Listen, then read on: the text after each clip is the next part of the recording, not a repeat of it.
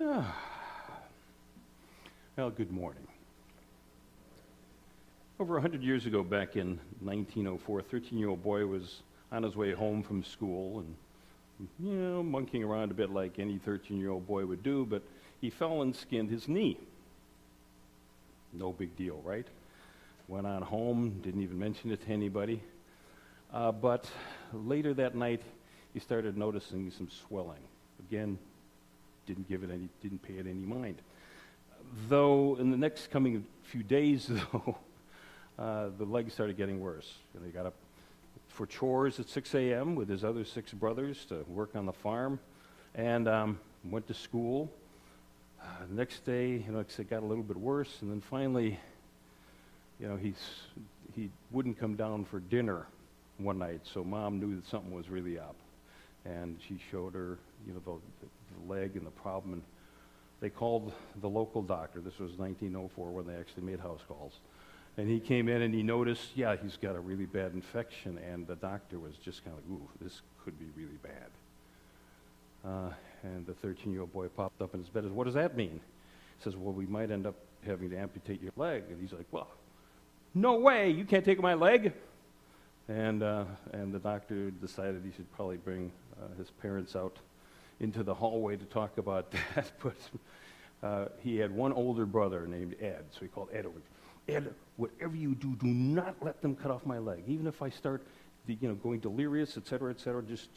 And so Ed comes out of the bedroom, closes the door, and sets up sentry. And the parents and the doctor, what are you doing? He said, nobody's going to cut off his leg. After the doctor left, and they came over and started talking to Ed, they started realizing, wow,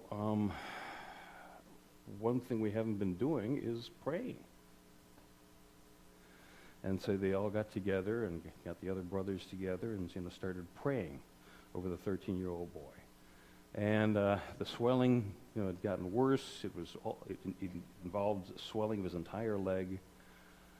The doctor came the next day, took a look at the leg, and he noticed the swelling was beginning to go down. He said, this is a good sign. And they told the doctor, well, we've been praying about this. And he says, well, why don't we pray again and I'll join in. And they all prayed around this young boy's bed. And sure enough, the infection started to go down. And it took like about 3 weeks or so before he could stand on his own. And he was weak, for some time after that. In fact, this was like his freshman year in high school. He ended up missing so many weeks that he had to repeat, his freshman year. But like any young boy, he had some dreams and aspirations about what he wanted to do. His brother Ed and him had a conversation about, well, if we both work to earn money, we can earn enough money for one of us, our portion of the tuition to go to college. And so Ed, being the oldest, he got to go to college for 1 year, and at that point the other brother just stayed home, worked, and by the end of the first year of school, Ed came back and said, wow, I would really hate to stop now. Would you be willing to work for another year? And the 13-year-old boy was kind of like, of course he wasn't 13 at this point. He was, he'd gotten out of high school, so he was like 19. Was thinking about it and talking to his friend about it. What should I do? I mean, we made a deal, and his friend says, well, you don't have to go to a college and pay part of the tuition. You could go to one of the military academies. And so the boy contacted his senator, because you need to get a letter of recommendation, from your congressman and senator. And wrote the recommendation, and he applied to both the Naval Academy and the Army Academy. And sure enough, he got accepted. So he went to West Point. He was a bit of a troublemaker. Didn't do that well. Kind of finished in the middle of his class. But he graduated in 1915, and so World War I came a few years later. He was able to learn a lot during World War I, but oddly enough, he did not see any action in battle, because they started to recognize in this man that he had this wonderful knack of being able to assess a person's talent and to be able to draw the best out of them. He was well organized, and above all, he was authentic and patient. Patient to let things unfold as they needed to. finally, after the First World War, over the next say 12 years or so, a lot of his classmates and stuff, finished up their service and moved on to other lives. But he stuck with the Army. And then in World War II, when that struck, he had already reached the rank of general. Now think about the patience of his family, and think about his own patience.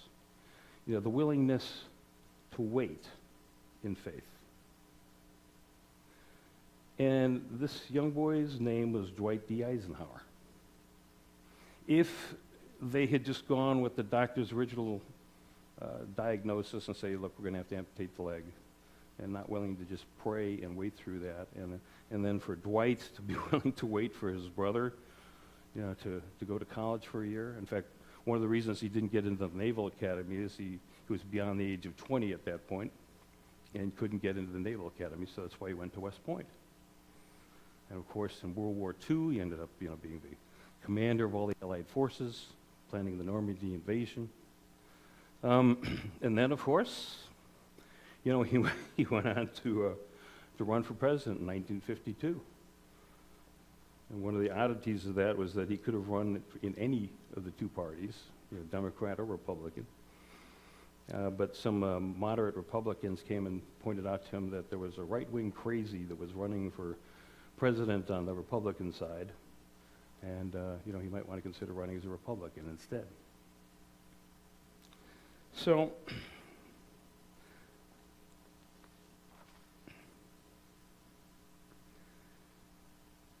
none of this would have happened, as I mentioned before, if there wasn't patience involved, the willingness to trust God.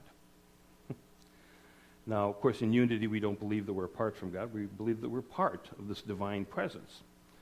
But there are times where we just need to wait for divine guidance. In fact, sometimes the most important thing we can do is to do nothing. That's right, you heard me right. Sometimes the best thing we can do is to do nothing.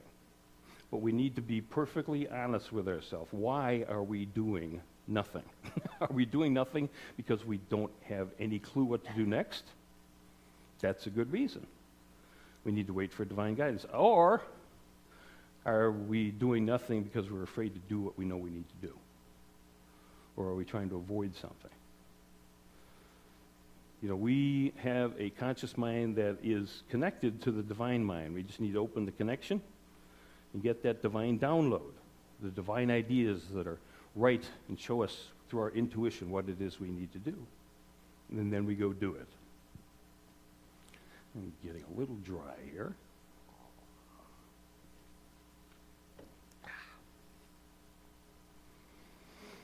So,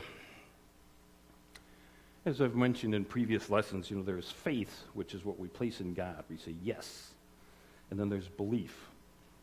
And so with divine ideas, we need to first believe that they exist and then be willing to follow through on the guidance that comes.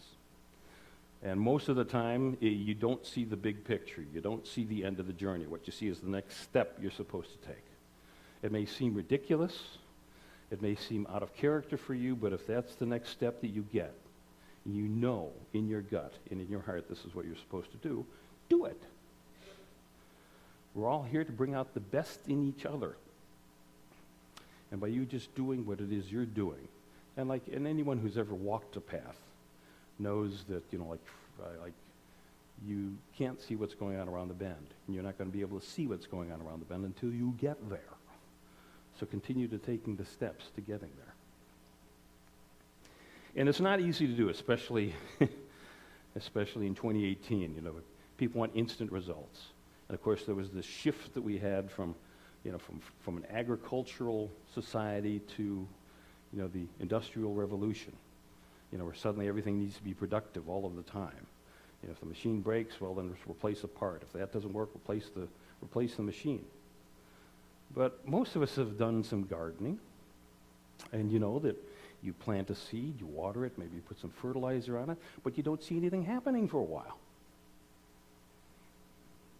And if you were to take the approach of let's fix the part or fix the machine, you dig up the seed every day to find out what's going on and why it's not growing. But, bless the people that are really connected, to the earth and to agriculture, because they see, this is going to take some time. This is going to take some belief that this is going to happen. And then finally you see something start to grow. Sometimes I laugh, when I hear someone complaining about, their smartphone or their computer, taking 30 seconds, to download what it is that they need. I remember back before computers, back in the old days, we didn't have computers. We had typewriters and we liked it. But as a journalist, we would type up our stories on the stories with several carbon copies, and if you made a mistake, you had to start over. I just got down on my knees and thanked God when the computers came that I could fix all of my typos before we had to print out, the scripts for everybody or the stories. Now, one other thing I've noticed is that when a challenging time comes into my life, and you've probably experienced this too, it's very easy to give up. And yet some of the most remarkable achievements have been made by people who don't give up. Now, I'm not saying that you should not give up every time. Like the great philosopher Kenny Rogers said, you need to know when to hold them, know when to fold them, know when to walk away, know when to run. Again, following our guidance. What is ours to do, but what is ours not to do? What is ours to say? What is ours not to say? In the New Testament letter to the Romans, which, of course, the daily word was from that, but this is a different passage. It's from the 8th chapter, 21st verse. Now, hope that is not seen is not hope. For those who hope for what he sees, but if we hope for what we do not see, we wait for it with patience. Likewise, the Spirit helps us in our weakness, for we do not know how to pray as we ought, but the Spirit intercedes for us with exhalation too deep for words. We know that everything God works for good. We know that in everything God works for good with those who love him, or her, or it. The odd thing about meditation and prayer, and it's a good lesson someday, is how, you notice there are times when you pray and you get instant results. And then there are times when you pray and you get results, but it takes a while. And then there are times when you pray and it takes more and more time to happen. Now, for those for you who were here, on November 18th when I came into interview, we talked about how Carla and I spent 2 years looking for a new congregation to serve. It was not easy. There were quite a few times where I was shaking my fist at God. But in retrospect, as what happened to us before the 2 other congregations, we were called to serve over the last, 20 years, was I had to wait for the right place to open. And it was odd because here it was getting to be 2 years and I was getting impatient with God. There were 2 congregations just before you guys contacted me that had made me an offer. But as we started talking and negotiating, I was like, this isn't going to work. What you're asking of me is not me. In both cases, I had to, well, I shouldn't say both cases. In one case, I had to walk away. The other place, they decided to break off the negotiations. They're kind of like, you're right. This isn't working. And so, like I said, I haven't mastered this either. But the one thing that I noticed through the 2 years was, of course, first that our financials, of course, tightened up. We were just kind of squeaking by. So as I look back in retrospect, and that's always the good time to assess what happened.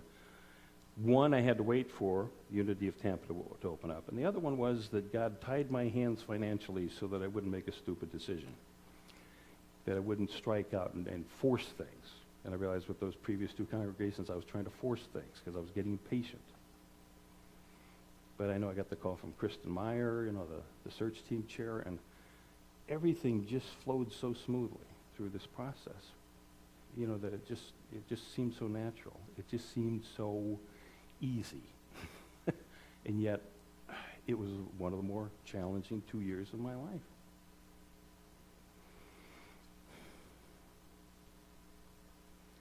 There are 3 aspects of patience. First is we need to be patient with God. Second is we need to be patient with others. And then we need to be patient with ourselves. You'll hear me at times pray for divine order. And what that is just saying to the universe, please put the right steps in the right sequence for me. I might think the best way for me to get from here to the back door is to go straight up the aisle. But if I wait and listen to divine guidance, there may be a different route. There are a lot of different ways I can get to that back door, not just this way. It's kind of like programming your GPS to go from point A to point B, and you get halfway down that road and there's a bridge that's closed.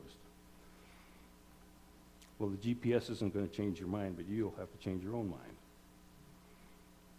And sometimes we need to open up that divine GPS to say, okay, what do I do now? And if the guidance doesn't come through right away, sometimes the best thing to do is to do nothing. There's a great quote from Emerson. It says, most of the shadows in our lives were caused by standing in our own sunshine. Ain't that the truth? Old Testament book of Proverbs, 16th chapter, 32nd verse. He who is slow to anger is better than the mighty, and he who rules his spirit is better than he who takes a city. And of course, the other aspect of patience is coping with the changes that happen along the way. In fact, the only constant in life is things change. The letter to the Hebrews, 10th chapter. Therefore, do not throw away your confidence, which has a great reward. For you have need of patience and endurance, so that you may do the will of God and receive what is promised. So regardless of the situation, are you ready to just pause for a moment, step back from it, say, okay, God, show me the good in this. And if he doesn't show, or he or she doesn't show you the good in it right away, you're willing to say, okay, I'm willing to wait. But I am open and receptive to God's living spirit of truth. And we are faith-filled and patient as divine guidance leads us to our highest good. I'm going to ask Duncan to put up this week's takeaways, some things for you to work on this week. This is your mission if you decide to accept it. This week's takeaway, sometimes the best thing to do is to do nothing, but be honest with ourselves. Are we doing this just to avoid what we know need to do, or are we just waiting for the divine guidance, that bright, or I should say that divine idea that comes, oh yeah, that's it, that's the answer. That's what I've been looking for. Number 2, just be open to that divine guidance. And number 3, follow through. God cannot steer a parked car. Keep it moving. Our closing story is a 3-minute video from Steve Hartman of the CBS Evening News.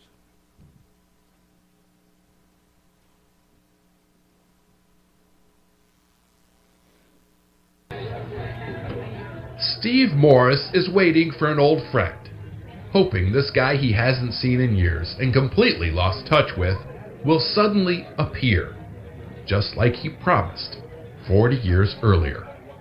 I can remember Joe reaching into his wallet and pulling out $1, and he tore it, and I got my half, and he got his half. And the point was, no matter what happens, in 40 years from this day, we're going to be back here. You saved this for 40 years? Saved it for 40 years.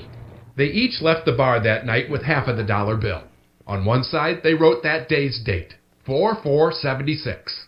On the other, their far-off reunion date of this past Monday. Growing up in West Palm Beach, Florida, Steve Morris and Joe Whitehead were best friends. They even went on a cross-country road trip together in this contraption. But that was then. Shortly after the trip, Joe moved away and they lost touch. Decades passed. But all the while, Steve held on to his half of the promise, hoping Joe would too. If he ever even cared. I didn't know. What are the odds of him Caring enough? Like, not many guys would hold on to half a dollar bill Yeah. from some drunken night 40 years earlier. Those odds have got to be astronomical. And yet, Guess who showed up at the bar this week? Right on schedule. Hey, brother. How you doing, man? I'm so happy to see you. I'm so happy to see you, too. A few months ago, Joe called Steve out of the blue to remind him of their date. I think if you're the real Joe, you're going to have the other half of this guy. I do. Astronomical. I just happen to have it right here. It means so much that he had the same thoughts. I just went under the broad assumption that since I did, he did. This is such a pleasure. It is so cool. The old friends spent a couple hours turning back the clock, And I went for electrical engineering. catching up on family, There's our daughter. and making plans for the future. I already have a dollar bill. The new one is dated 4/4/17. You're only shooting for 1 year? He's old. I'm 63. I don't even buy ripe bananas. At one point or another, we all lose track of at least some of the people who made us who we are. But Steve and Joe proved it's never too late to reconnect. I mean, if there's one person that you'd like to talk to, go back and talk to them. If they're not around, you'll regret it. Bet your bottom dollar. To 40 years. Steve Hartman, 40 years. on the road, in West Palm Beach, Florida.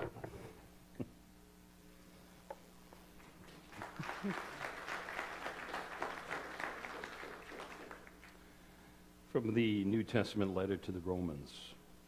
Spirit helps us in our weakness, for we do not know how to pray as we ought. But the Spirit intercedes for us, with exhalation too deep for words. We know that in everything, God works for good with those who love him. May you always be open to God's guidance and grace. Let's prepare for meditation with a sing-along.